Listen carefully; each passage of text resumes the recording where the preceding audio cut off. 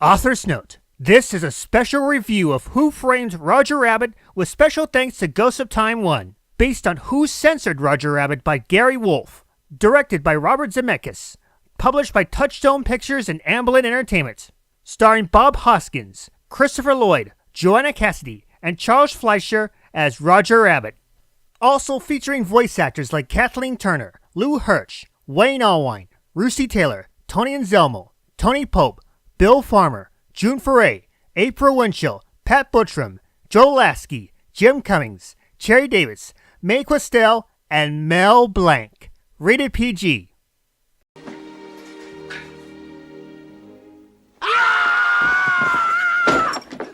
And now Prince Blueblood talks about Who Framed Roger Rabbit. Well, hello, movie watchers. I am Prince Blueblood, and I have something to say about Who Framed Roger Rabbit.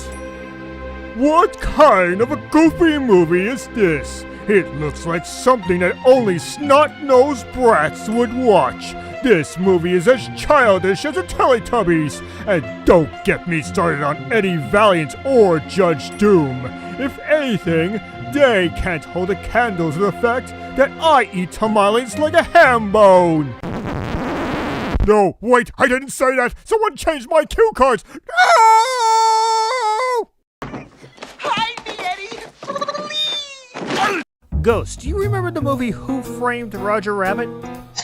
You kidding, man? That movie's a classic!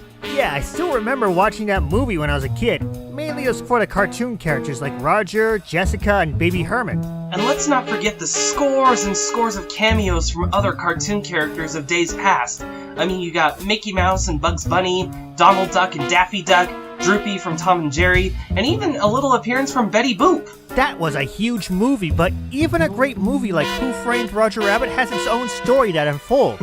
Yep. And that story centers on the titular character of Roger Rabbit, as well as a washed-up detective named Eddie Valiant, who is played by the late, great Bob Hoskins. Get this straight, people. I don't work for tones.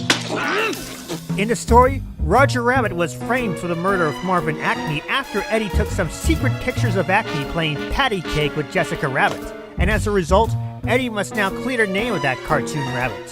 Yeah, but the problem here is that Mr. Valiant has a huge prejudice against Toons, as an evil psycho-toon was responsible for the death of his brother. Yeah, that was the one thing that kept him a sourpuss throughout the entire film, but there were signs of him trying to lighten up, like with his interaction with Betty Boop. I like to think that Eddie and Betty are old friends. Anyway, Eddie and Roger are not alone in their trek to clear Roger's name. They also have help in a bartender named Dolores and a loudmouth toon car named Benny. No, I'll drive. I'm the kid. Out of my way, pencil neck! You know, it's too bad we don't see much of Dolores or Benny. They actually make for pretty fun characters that adds to the movie. And while we're on the subject of main characters, of course we gotta talk about the film's main antagonist, the sinister Judge Doom, played by Christopher Lloyd. That creep was unsettling back then, he's unsettling now. Just the look on his face makes my skin crawl. Oh yeah, and that creep factor is further emphasized by his own creation, the Dip. I mean, he's so malicious, he even murders an innocent toon shoe without a second thought.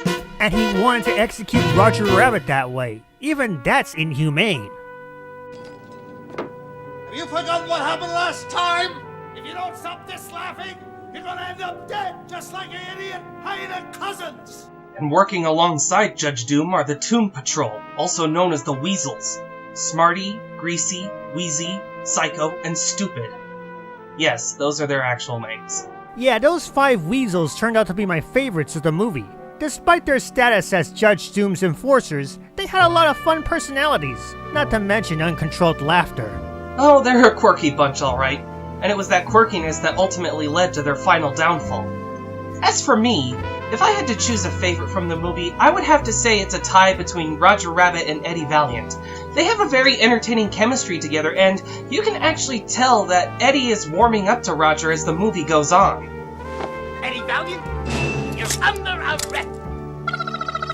After Eddie pretty much told Roger his backstory, he started to mellow out more with that rabbit.